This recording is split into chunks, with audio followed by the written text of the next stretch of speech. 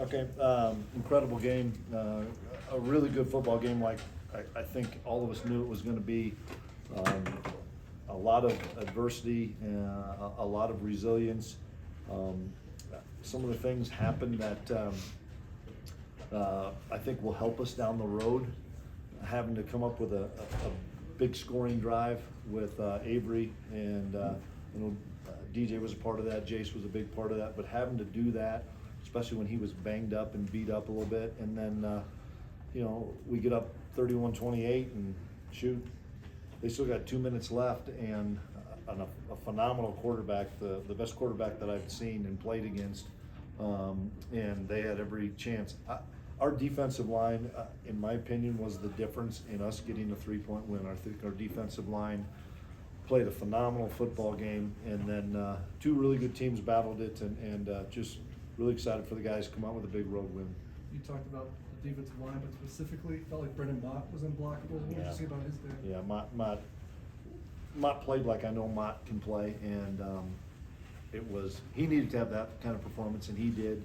It was fun. The whole players of the game were the D line, and then we get a couple other awards to Taquan Roberson because he came in and helped us get a drive. Kendra Steiger that nobody knows about that has to play 40 snaps. I mean, they lost two really good players. We lost a bunch of DBs, and we were trying to play 6, and then we were down to 4, and it was a struggle. But we found a way late to make a few plays, and I was really happy, proud of the guys. Coach, you mentioned the guys going out with injury.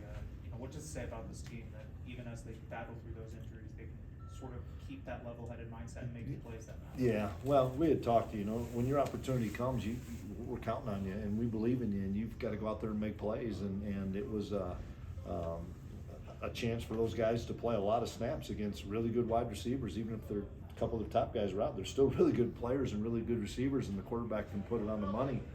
And so I'm really proud of those guys. Coach, you've seen DJ Giddens play some good football. Is that maybe the best he's played? This is the best he's playing right now. I mean, what he did 2 weeks ago against Oklahoma State, what he did this weekend.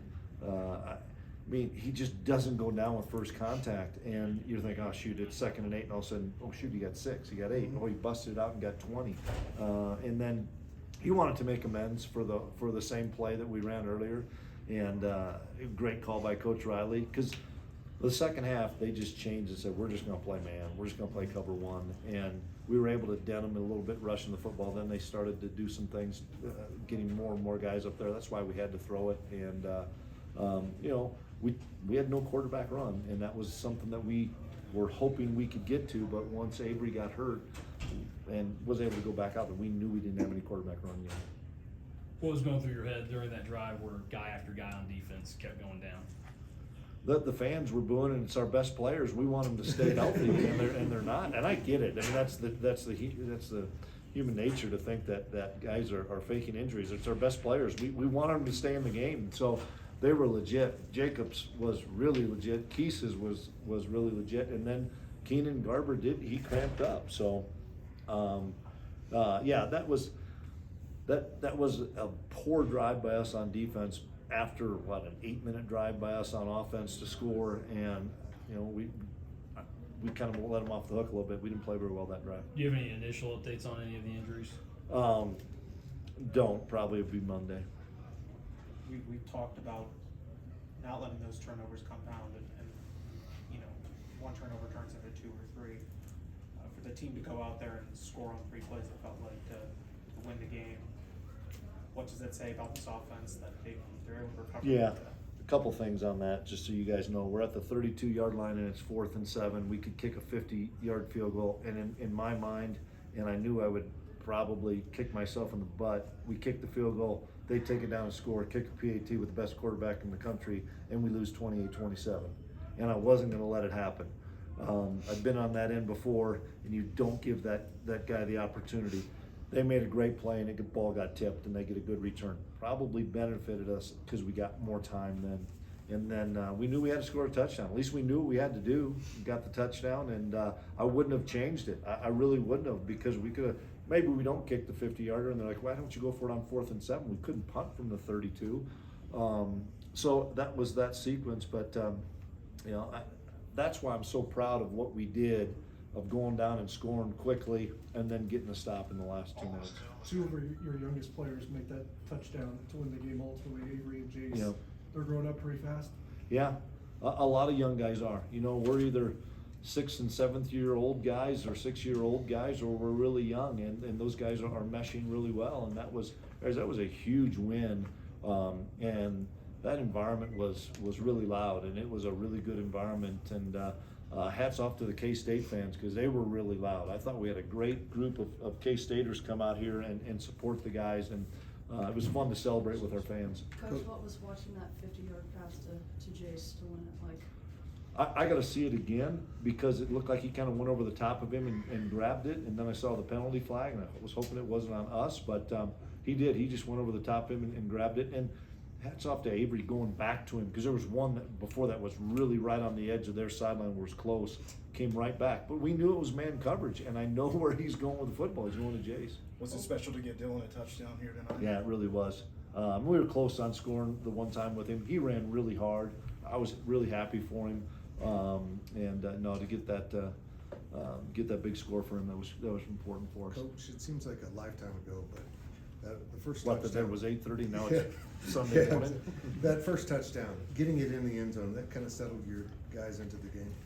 It really was, because it was that a 4th down play? Yeah, and guys, you've heard me say this a bunch.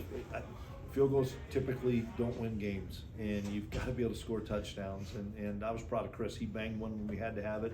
But we need touchdowns to win in this league. You're not going to win kicking field goals, and we found that out the hard way a little bit at BYU, that you need to be able to score touchdowns. So that was a huge play by our guys. What does it do for the secondary's confidence? Sugar has the game that he has, but when it absolutely had to happen, Yeah. they find a way to get the stop. Yeah, it's a collective effort, meaning the D-line was really, really good getting pressure. The linebackers did some good things dropping, but just a lot of players had opportunities to make plays, and they came in and did a really good job. So we're going to enjoy it for however long it takes us to get home, and then we'll be back at work on Sunday. Or it is Sunday already. Do you like what you saw from your line for most of that second half, including that game-winning drive?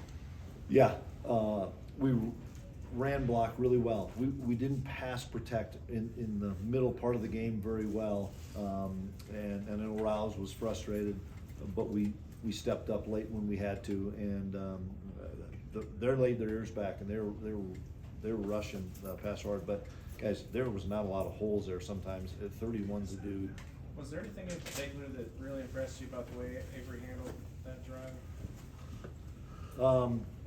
Just so you knew he had time, and I thought the play to DJ was kind of the key to get us out of the hole, because we were inside our 20, and we set up a play with Dylan. It was incomplete, and then we were able to get the play with DJ, and that was a huge play, because it gave us some life. And now that's over, what was the hardest thing about defending their quarterback? Would scramble, and he'd find guys, and he just puts it on the money. I mean, he throws such catchable balls, and yeah, he's a great player. I'm glad we're getting out of here with a win. How did the leaders step up throughout the second half to sort of? Hey, we found a way to win, so they must have stepped up really well. So awesome, guys. Thanks, I'm Coach. gonna go to bed.